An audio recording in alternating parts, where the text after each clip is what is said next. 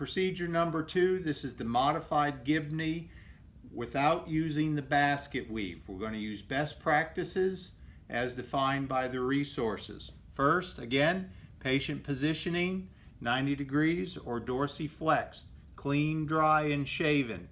Going to tape directly to the skin, going to spray. All right. Then we're going to start with 2 to 3 anchors from the musculotendinous junction. All right, so we already have defined that area. Applying down the taper, overlapping by about half each time.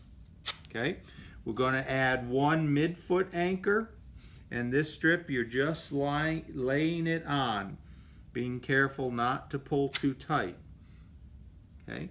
Here we go with 3 horseshoes, starting on the medial side, pulling lateral, and what we're doing is starting at the bottom of the medial malleolus or posterior, and then we're going to angle it up.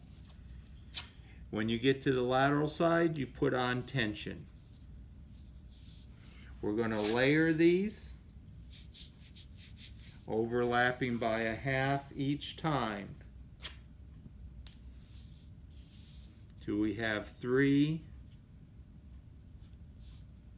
stirrups.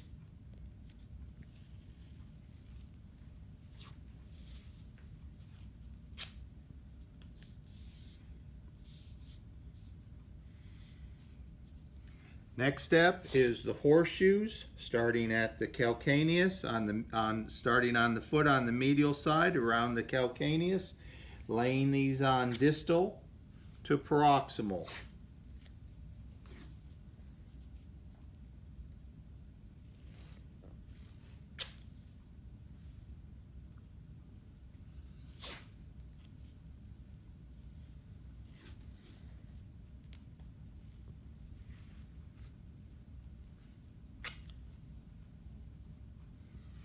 The next step at this time will be to add a figure 8. We haven't done a figure 8. There's multiple ways to apply to figure 8.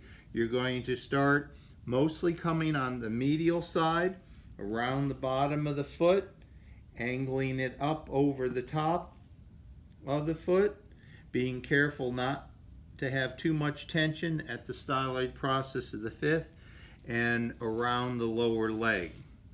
There's various ways to do that, and you can use any way you want as long as you're pulling medial to lateral.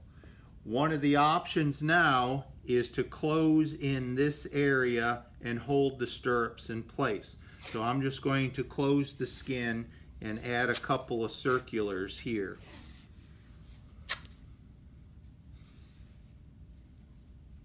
The next step is to do your heel locks. Your heel locks, you have a choice of doing as most professionals do, 2 continuous heel locks. I'm going to do 4 individual heel locks. The recommendation for best practices is you don't use strip tape, you use strip taping and not continuous taping.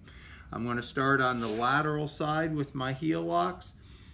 I'm going to go around the heel and pull that heel, that first strip. I'm going to pull the heel into a little bit of eversion. So I'm going to do 4 individual heel locks.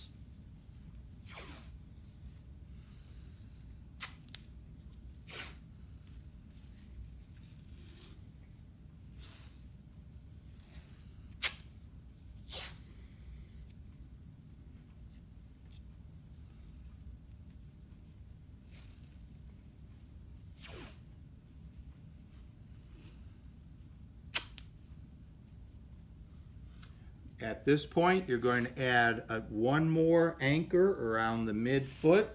Again, just laying it on.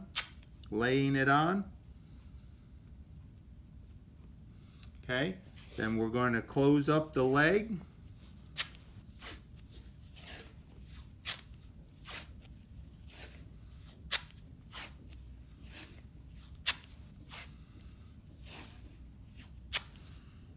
And then as the literature defines for best practices, we're going to end with a lock. And I'm going to end with a figure 8 lock this time to lock the heel lock in place. And that would be your modified Gibney tape job.